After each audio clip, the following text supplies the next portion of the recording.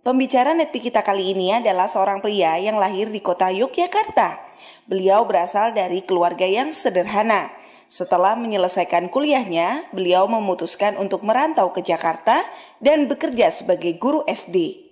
Kehidupan ibu kota terasa sangat keras dengan gaji yang kecil dan biaya hidup yang tinggi. Akhirnya Tuhan menjawab doanya melalui telepon kakaknya yang mengajak beliau untuk menjalankan bisnis Tiens.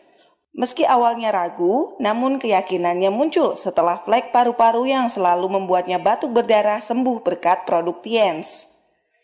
Awal menjalankan bisnis ini terasa sangat berat dan membutuhkan perjuangan keras untuk bertahan. Alat bantu dan pertemuan dari One Vision menjadi pegangan beliau untuk membangun tim bisnisnya. Akhirnya satu demi satu impian beliau menjadi kenyataan. Beliau memiliki kebebasan uang dan waktu bersama keluarga. Kebahagiaan beliau makin lengkap karena bisa membantu rekan-rekan di tim bisnisnya untuk mendapatkan impian mereka. Dari bisnis ini, beliau sudah meraih reward luxury car, cash reward yachts, plan, serta free trip ke puluhan negara di dunia. Bisnis ini adalah kendaraan terbaik untuk semua orang yang punya impian dan mau bertumbuh. Bagaimana proses perjalanan beliau menjalankan bisnis Tiens? Mari kita dengarkan sharing dari AB Wijaya. Selamat malam Bapak Ibu dan teman-teman semuanya. Assalamualaikum warahmatullahi wabarakatuh. Salam sejahtera untuk Anda semuanya. Semoga dalam kondisi yang sehat dan tetap semangat ya. Ulang lagi ya, nama saya Abi Wijaya. Posisi saya sekarang ada di Jogja dan di rumah saja. Baik Bapak Ibu, topik saya adalah take off atau tinggal landas. Kita semuanya menjalankan usaha ini itu inginnya kalau ibarat sebuah pesawat itu take off, tinggal landas. Kita berpindah dari satu tempat menuju tempat lain dengan cara terbang. Dan ada beberapa komponen-komponen dalam membangun bisnis ini yang akan membuat pesawat itu terbang. Namun sebelumnya saya ingin share buat Bapak Ibu semuanya yaitu tentang hal-hal yang menjadi dasar kita yang sudah dibuat oleh One Vision agar kita bisa tinggal landas. 773 ya, diingat-ingat ya, 773. Oke. 7 langkah sukses, 7 kebiasaan untuk sukses, dan 3 prinsip dasar. Ya, 773. Awalnya dulu saya bingung banget. Apa ini maksudnya 7 kebiasaan, 7 langkah sukses, kemudian 7 kebiasaan sukses. Kalau 3 prinsip dasar, kita mudah untuk mulai memahaminya. Ya, tinggal nanti bagaimana mempraktekannya. Namun yang saya pusing itu 7 langkah sukses. Ini ada terus ya di setiap OP ya. Kita selalu melihat ini setiap presentasi. Tapi 7 kebiasaan, opo maksudnya? Kenapa nggak jadi satu aja? Jadi sebenarnya kalau saya membuat gambarannya, dan sekali lagi Bapak Ibu, saya ingin ingetin ya bahwa Anda tidak boleh mengambil konsultasi dari panggung, ya. Anda tidak boleh mengambil konsultasi dari acara ini. Semuanya harus dikonsultasikan lagi dengan upline Anda, karena upline Anda yang lebih tahu kondisi bisnis Anda, ya. Nah, 7 langkah sukses. 7 langkah sukses. Jadi ini adalah stepnya. Namanya langkah itu kan step-stepnya, sesuatu yang dikerjakan, ya. Langkah 1 ke langkah 2, ke langkah 3, ke langkah 4. Makanya langkah 1 adalah impian dan sikap dulu. Langkah 2 pakai produk. Dan saya ingat sekali bahwa dulu waktu awal-awal memulai bisnis ini, itu pertanyaan dari para prospek itu selalu, kamu hasilnya apa? Kamu hasilnya apa? Itu adalah pertanyaan yang bikin depresi, betul nggak? Ya, pertanyaan yang bikin kita keringat dingin lah. Saya belum ada hasilnya. Tetapi langkah kedua ini adalah jawabannya. Kamu hasilnya apa? Oh, flek paru-paru saya sembuh. Ayah saya meninggal karena penyakit yang sama setahun sebelumnya. Dan hasil pertama saya adalah penyakit saya sembuh. Hasil pertama saya adalah ibu saya pengapuran persendian tulang yang membuat beliau sakit ngilu setiap hari, sembuh. Itu adalah hasil pertama. Makanya langkah kedua pakai produk itu adalah untuk menunjukin hasil pertama kita. Tentu saja bukan dalam bentuk bonus. Hasil pertama adalah kita sembuh, dan itu nilainya menurut saya lebih gede daripada uang. Gitu. Kesembuhan itu lebih besar daripada uang. Kalau menurut saya, ya, karena kesehatan dan nyawa di atas segalanya. Uang kita juga bisa habis kalau kita nggak punya kesehatan, kan? Nah, oke. Jadi ini 7 langkah sukses itu adalah langkah-langkah yang kita lakukan dalam kerja harian. Sesuatu yang ada di depan layar lah, gitu ya. Oke. Lalu 7 kebiasaan itu adalah sesuatu yang kita lakukan lebih banyak di balik layar, gitu. Karena kebiasaan kita itu akan membuat kita makin terampil waktu melakukan langkahnya. Tanpa kebiasaan yang kita lakukan di balik layar, maka kita melakukan langkah-langkah kerjanya itu jadi kerepotan. Ambil contoh, ya, kebiasaan pertama memiliki dreams book dan menambah terus daftar nama. Kalau kita tidak memiliki dreams book, maka langkah pertama dari 7 langkah seperti membuat punya impian dan sikap, itu jadi impiannya nggak jelas. Saya pengen sukses. Sukses kayak apa? Pokoknya sukses. Punya rumah. Rumah kayak apa? Ya yang bagus. Saya pengen sejahtera. Pengen makmur. Makmurnya kayak apa? Ya pokoknya uangnya banyak. Nggak jelas. Kenapa? Karena dalam kebiasaan kita di balik layar, kita tidak membuat dreams book atau buku impian. Nah, kalau sudah punya buku impian, baru nih kita bisa membuat sesuatu yang real, sesuatu yang kita inginkan.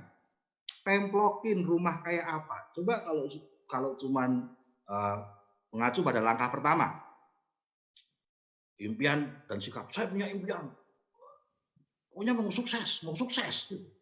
Lah suksesmu koyo apa, Jum? Gak jelas. Suksesmu ki piye? Gitu. Tetapi dengan kita membuat dreams book, kebiasaan ini makin lama makin mengasah impian kita dan real. Rumah seperti apa? Mobil seperti apa? Bahkan dulu di dreams book saya bahkan menulis hutang saya 380 juta lunas. Loh. Kalau cuman punya impian tanpa membuat dreams book, mungkin saya cuman ngomongnya ya lunas hutang. Ya, tetapi dengan membuat dreams book itu real, gitu ya. Seperti contoh lagi, kebiasaan kedua, rutin memakai produk Tiens dan melayani minimal 10-20 pelanggan. Rutin memakai produk.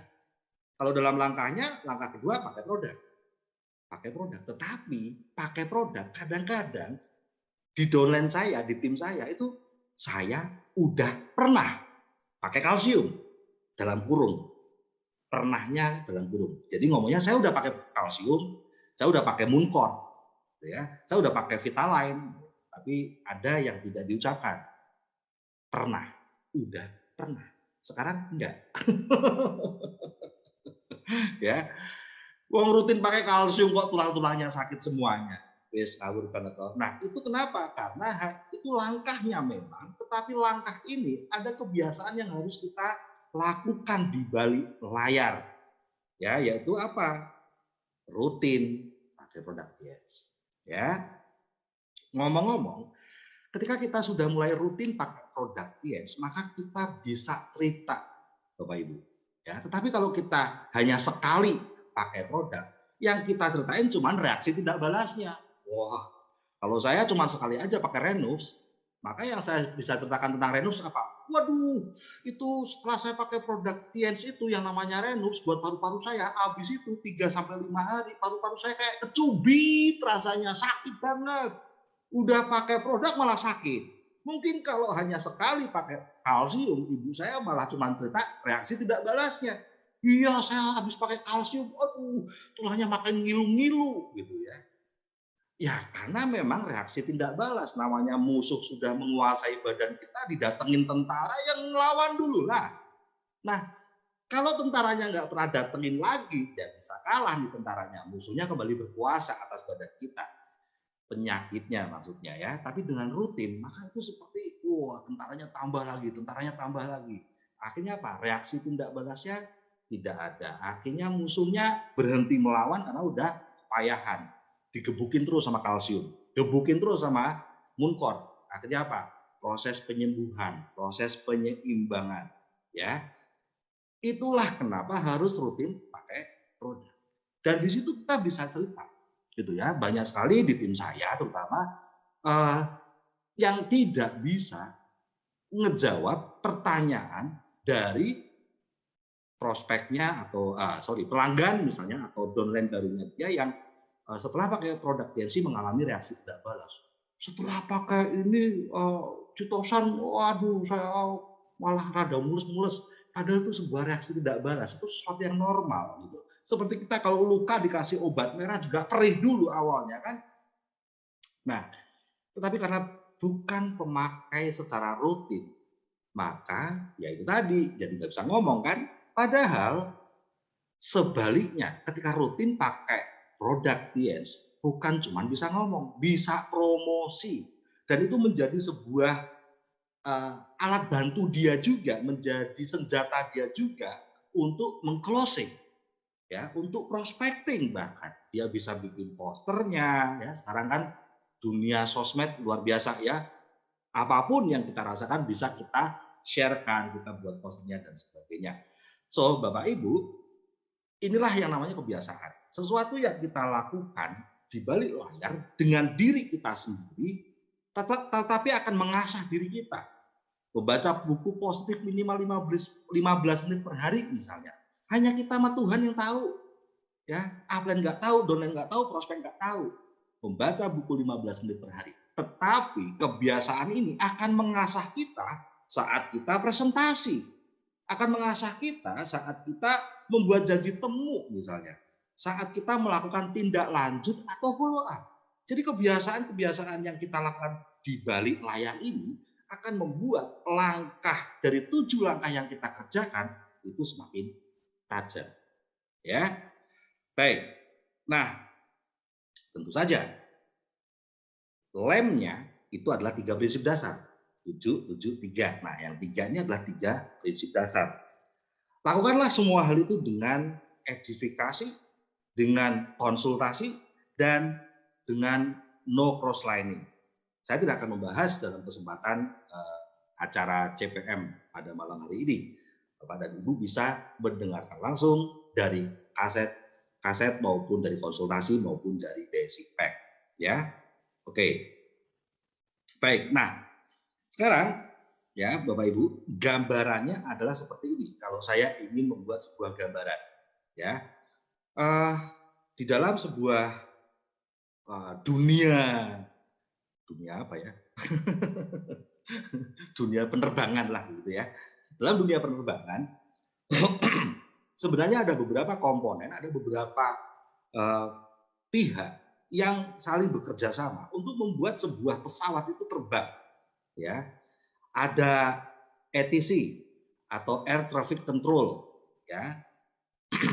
Ini menara pengawasnya, ya. Kemudian ada apa lagi nih?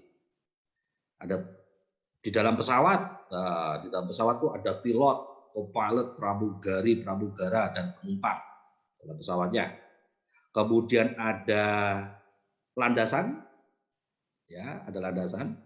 Sebenarnya di balik landasan ini juga ada jalur-jalur dari parkiran ke landasan. Itu ada jalur 1, jalur 2, jalur 3 gitu ya. Namanya taksi gitu ya. Jalur menuju dari parkiran setiap maskapai ke satu landas pacu. Karena landas pacu biasanya cuma satu jalur aja. Nah, tetapi juga ada garis batas terbang. Artinya ini adalah batas kalau lu belum terbang, lu harus ngulang. Ya, gitu. Kalau sampai di batas ini pesawatnya belum terbang, ini jelumuk ini pesawatnya. Ya, karena di sini dia sudah harus terbang. Sebelum titik ini sudah harus terbang. Itu sudah ada tandanya sendiri, ya. Nah, dan pesawat itu terbang menuju ke tujuan bersama, baik pilot, ya, pramugari maupun penumpang, tujuannya sama semua. Nah, baik, Bapak Ibu dan teman-teman semuanya, kenapa kita jalankan bisnis TNC? Berbeda dengan kenapa kita bergabung. Kalau orang bergabung di TNC, macam-macam alasannya. Ada yang karena butuh produk, dia menjadi user. Ya, ada yang karena dia pacarnya ikutan. Kalau dia nggak ikut nanti diputus soalnya. Ya, macam-macam lah alasannya orang bergabung di TNC. Karena kasihan. Oh, ada nih, ada. Ya, ada. Prospek saya join karena kasihan ngeliatin saya. Ya, ini orang udah malam kelaparan gitu ya. Kayaknya kok kalau aku nggak join kok kasihan banget gitu ya. Alhamdulillah ya dia join. Macam-macam. Tetapi ketika kita mulai menjalankan bisnisnya dan bagi Anda semuanya yang ada di acara CPM ini, Core Producer Meeting, Anda adalah orang-orang yang saya pikir Anda menjalankan bisnisnya. Bukan kebetulan Anda adalah pemakai produk 3.000 PV satu bulan ini terus ikut acara CPM. Tapi ya semoga saja, kalaupun Anda kelompok user yang akhirnya Anda menjadi seorang CP, ya semoga Anda jadi kepengen. Ya, setelah ikut ke acara CPM ini untuk membangun bisnisnya. Nah, kalau diibaratkan, pesawat ini adalah pesawat TNC. Ya, pesawat ini adalah pesawat TNC. Pesawat yang membuat kita bisa mencapai tujuan kita, mencapai impian kita. Alasan kita kalau menjalankan bisnisnya itu hanya untuk mencapai impian, Bapak Ibu. Beneran. Jadi kalau orang belum mempunyai impian yang jelas, maka dia menjalankan bisnis ini pun juga nggak jelas. Gitu ya, tergantung kondisi, tergantung cuaca. Gitu. Kalau hujan kayak gini jalaninya, kalau kering kayak gini jalaninya, kalau pandemi kayak gini, kalau nggak pandemi kayak gitu. Ya tergantung cuaca. Tetapi ketika sudah punya impian yang jelas, maka dia mulai menjalankan bisnisnya. Jadi kenapa orang jalankan bisnisnya? Karena ingin mencapai tujuannya, ingin mencapai impiannya. Kalau diibaratkan dalam gambar ini saya analogikan pilotnya, ya, dan pilot itu membawa penumpang. Nanti bagi Anda yang sekarang masih sendirian, Anda nanti akan membawa penumpang. Yaitu siapa? Yaitu tim Anda, tim bisnis Anda, downline Anda bersama di pesawat TNC. Gitu. Nah, tahukah Bapak Ibu bahwa baik pilotnya itu semuanya, krunya, itu semuanya disekolahin dulu. Disekolahin dulu. Ngerti caranya nerbangin pesawat, ngerti sikapnya waktu menerbangkan pesawat, mengerti aturan-aturan yang ada di bandara, proses terbang, mengerti caranya komunikasi sama ATC, semuanya itu ada sekolahnya. Gitu.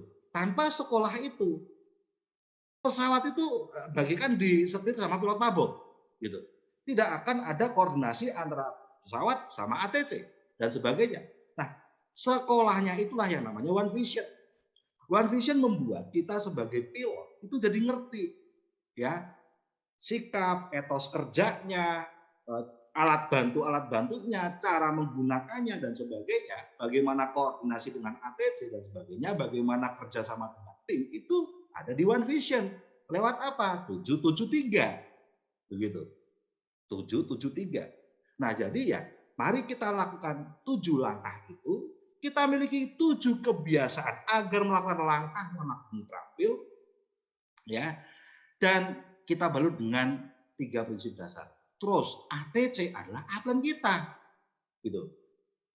ATC atau Air Traffic Control atau menara pengawas, menara pengendali, ini yang ngasih tahu pesawat ini nanti lewat jalur mana sebelum masuk ke landas pacu. Karena ada beberapa jalur, jangan sampai tabrakan, jangan sampai salah jalur. Jam berapa dia terbang, saatnya dia stop dulu atau dia maju. Bahkan untuk pesawat ketika sudah tinggal landas, menambah ketinggian pun itu harus izin dulu sama ATC. Karena kalau ketika pesawat misalnya ada di ketinggian 10.000, dia mau naik ke 15.000 kaki. Kalau nggak izin dulu sama ATC, ya maka dia bisa tabrakan dengan pesawat lain yang ada di jalur itu. Pengendali tahu karena dia menggunakan radar. ATC adalah upline kita. Upline kita ngerti banget kondisi kita. Kondisi di sekitar kita ngerti banget. Kapan kita masuk ke landas pacu, kapan kita terbang, kapan kita naik ketinggian, kapan kita stop dulu. Itu upline ngerti. Pertemuan tidak ngerti, upline ngerti. Gitu ya. Sehingga Anda memang tidak boleh mengambil konsultasi mentah-mentah dari pertemuan. Pertemuan itu adalah bagian dari komponen di bandara ini agar pesawat tinggal landas. Tetapi semuanya harus dikonsultasikan dengan ATC kita atau upline aktif kita. Nah, lalu teman-teman, ini nih yang paling penting, yaitu apa? Pesawat ini harus mencapai kecepatan minimal agar bisa tinggal landas. Ya, kecepatan minimal agar bisa tinggal landas. Semakin gede pesawatnya, kecepatannya harus semakin tinggi. Ya, antara pesawat kecil sama pesawat gede itu jelas berbeda. Nah, artinya apa? Semakin besar tim kita, semakin penumpangnya banyak, ya. Maka kita harus benar-benar koordinasi dengan upline kita, kecepatan yang harus kita miliki, gitu ya. Kalau sampai misalnya nih, ini sebagai contoh aja nih ya, kalau sampai misalnya di sini kecepatan pesawat ini harus mencapai 150 km per jam sebelum garis batas terbang itu agar pesawat bisa terbang. Ya sudah, itu harus dicapai. Karena kalau sampai garis batas terbang itu nggak tercapai kecepatannya, ya harus diulang lagi, dari awal lagi. Begitu. Nah, kecepatan ini di bisnis kita agar kita bisa terbang, Bapak Ibu, itu adalah ini. Ya, silver planner dan gold planner. Silver planner dan gold planner. Silver planner adalah presentasi 15 kali per bulan selama 3 bulan berturut-turut.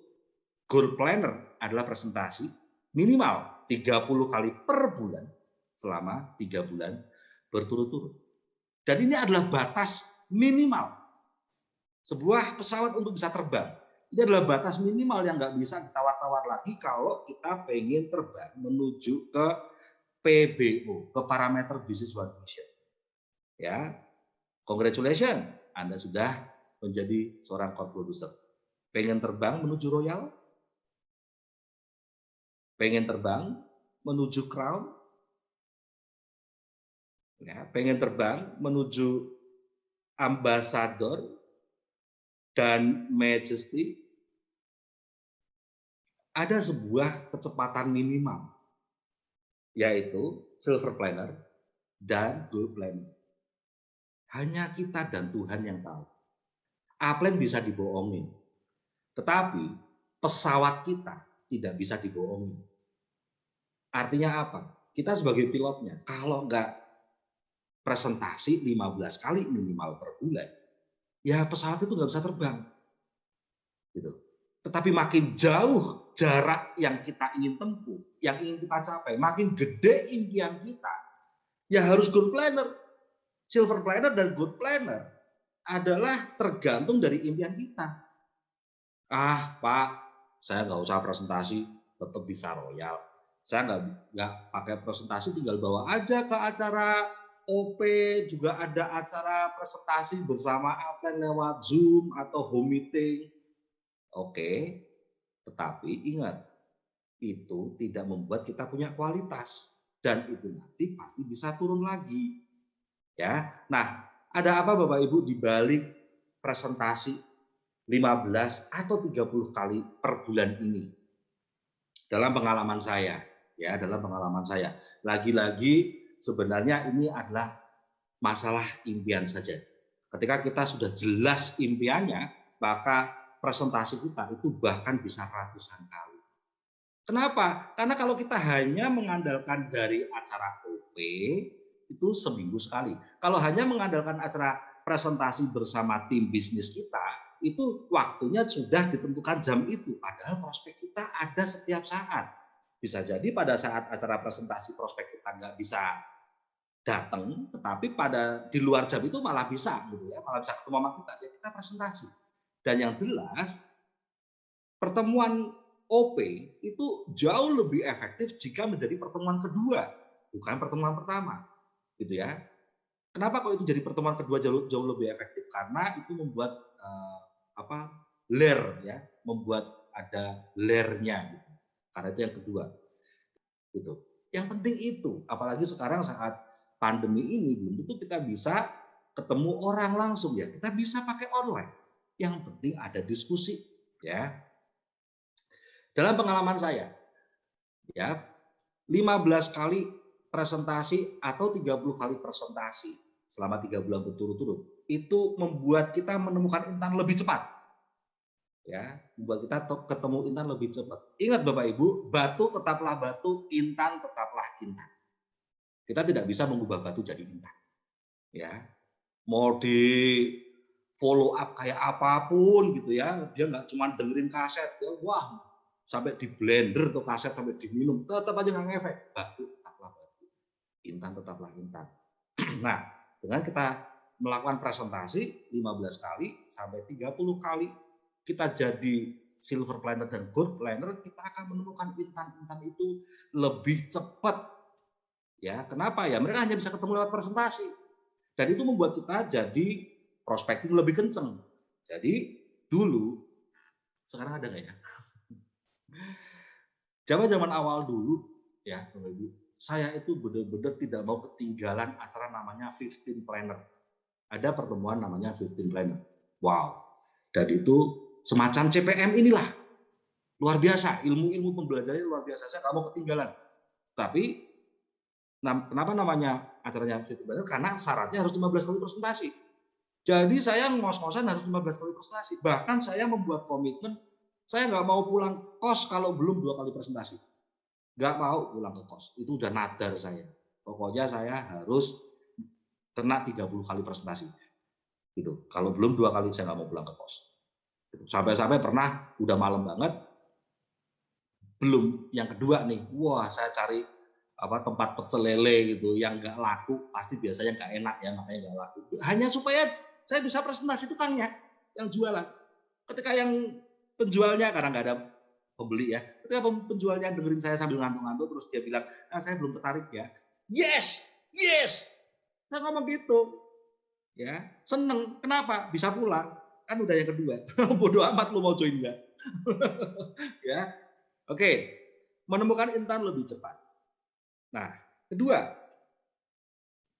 menjadi 15 planner atau menjadi silver planner atau gold planner itu mengasah people skill dan makin jago follow up-nya.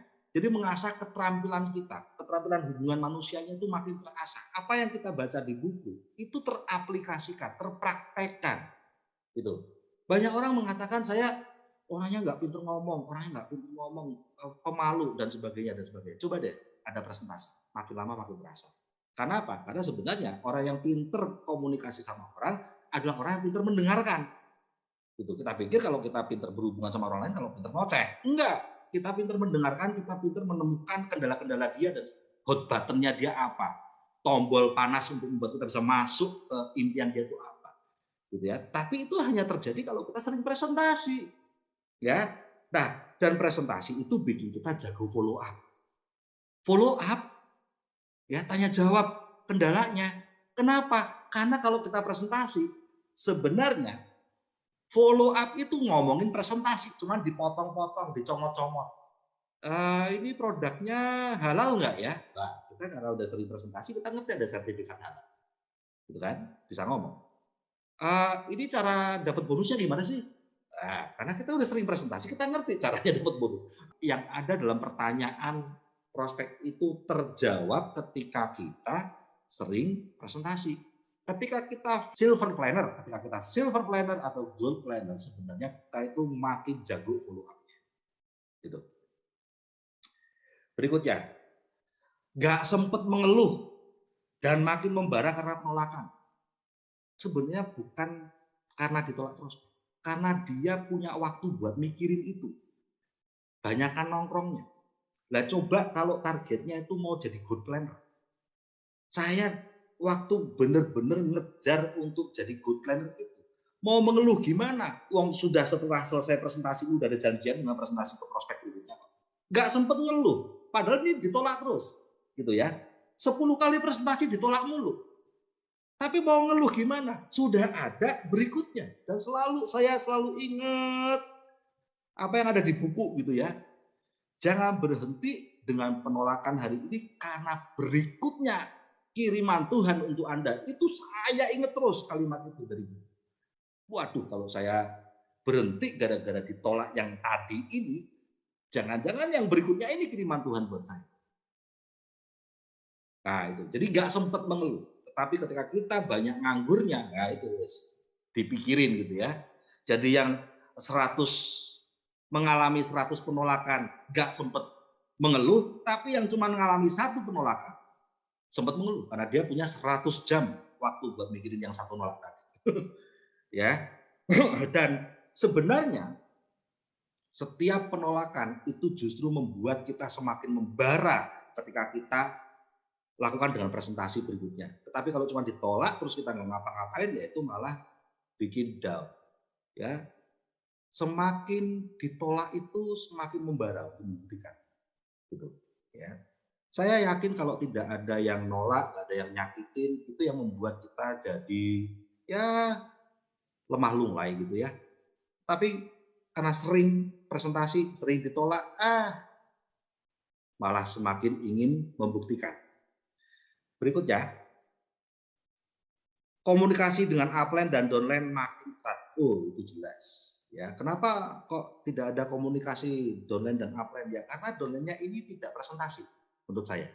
Tidak ketemu prospek, tidak presentasi, apanya yang mau ditanyain sama upline. Gitu. Karena biasanya komunikasi awal antara downline dan upline itu terjadi ketika si downline ini berhubungan dengan prospek. Dengan presentasi, ada hal-hal yang dia tidak tahu, lalu dia ada komunikasi. Jadi kalau tidak pernah presentasi, biasanya tidak ada komunikasi. Mau ngomongin apa? Gitu ya. Dan tentu saja, dia semakin membara untuk ngomong kepada tim bisnisnya dia. Gitu ya. Hasil dari presentasi, tadi saya presentasi ibu-ibu nih, wah dia punya kendala ini. Dia bagikan kisah itu ke timnya. Jadi semakin erat, ya hubungannya semakin erat. Menggunakan alat bantu secara maksimal. Ibarat kata petani rajin macul, pasti dia memakai cangkulnya secara maksimal. Tetapi kalau petani nggak pernah nyangkul, terus buat apa dia cari pacul, kan gitu. Kenapa kita butuh netpi sekali? Kenapa kita butuh alat bantu, buku-buku produk, buku-buku kesaksian orang sukses, gitu ya. Kita hadirkan orang ke OP, kita hadirkan orang ke acara sharing sukses. Kenapa itu semuanya alat bantu itu semuanya kita butuhin? Karena kita punya banyak prospek. Karena kita sudah presentasi mereka. Kita butuh follow up mereka. Tapi kalau nggak ada presentasinya, siapa yang mau diajak? Ya, kalau nggak butuh ngerajang bawang, untuk apa saya butuh peso? Tapi karena saya mau ngerajang bawang, bawangnya ada, butuh dirajang, ya saya baru butuh pesonya. Gitu ya. Jadi akan menggunakan alat bantu secara maksimal. Gitu.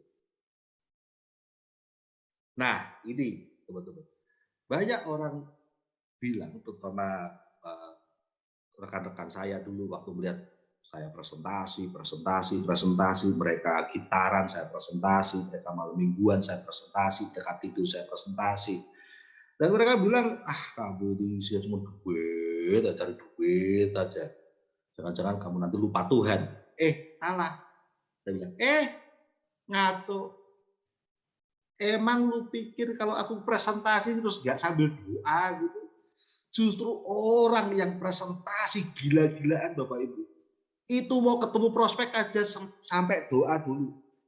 Gitu. Sambil naik motor, kehujanan gitu ya. Sambil doa, ya Tuhan, semoga ini intannya, semoga ini intannya. Doanya kenceng banget. Gitu. Nah kalau gak presentasi, doa apaan? Ya doa harian saja, tapi bukan untuk apa yang dikerjakan. Rajin presentasi jadi banyak follow up. Mau follow up saja, mau telepon saja. Baru mau telepon, doa dulu. Ya Tuhan, semoga ini intannya, semoga ini intannya, kurang satu royal gitu. Itu doanya kencengnya luar biasa. Jadi orang yang silver planner, gold planner itu benar-benar hubungan dengan yang di atas itu dekatnya luar biasa. Sambil naik motor, sambil bahkan saya pernah kok sudah nyampe ke mana rumah prospek gitu ya sebelum COVID. Sampai ke rumah prospek, prospek kok serem banget ini. Saya izin, boleh ke toilet?